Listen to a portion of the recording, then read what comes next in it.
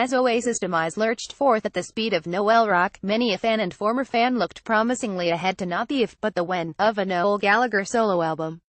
Blindly rooted in nostalgia and the belief that Noel had simply become diplomatic with the songwriting duties now that he was surrounded by the serious musicians of Oasis MKII, his latter-day Oasis material and the gaping dearth of decent and original B-sides should have provided clear warning to temper expectations.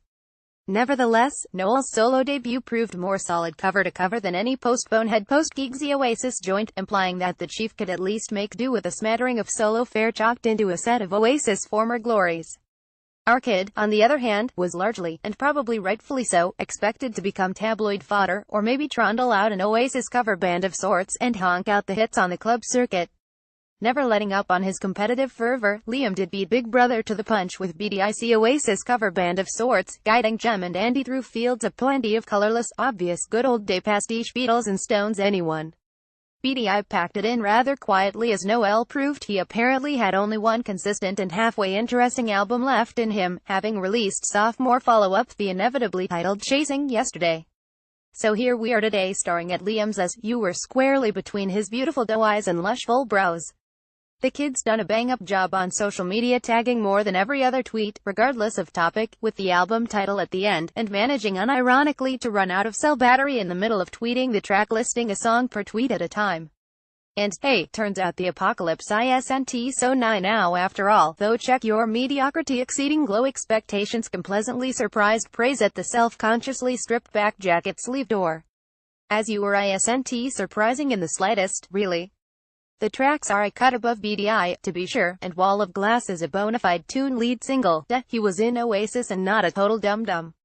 Yet, much of As You Were is still as interesting as a staged home for sales decor, nice enough you don't mind taking it in, but ultimately not the reason you're really buying the place. As You Were certainly will wear its faint praises of mature, pleasant, and not as bad as we all thought, well and with pride.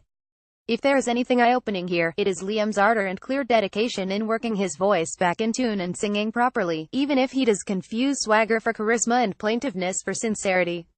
As You Were's chief accomplishment, again, unsurprisingly, is chalking up further proof that Liam can consistently rescue mediocre and subpar material with that golden, northern whine of his. A dozen Walls of Glass might have made a better album than As You Were's final product, which is more a compliment for the track than a knock on the album. Really, it's a great tune and the best track Liam's attached his name to by scores of country miles. His trademark devil-maker posture seeps from its every pore, it's melodic enough to plant roots in the brain, and steers largely clear of the expected lyrical mishap. While other tracks share some of these qualities, none of them tick all the boxes. As You Were's rockers fare best, of course, equipping Liam best to overcome his shortcomings than any ballad would. Even then, needless references mixing up crucifixes, 666s, and the Grateful Dead in Greedy Souls still prove glaring, despite Liam hurling them at us with spittle-misted bravado. You Better Run and I Get By are also fine, and also as memorable and predictable as their album titles.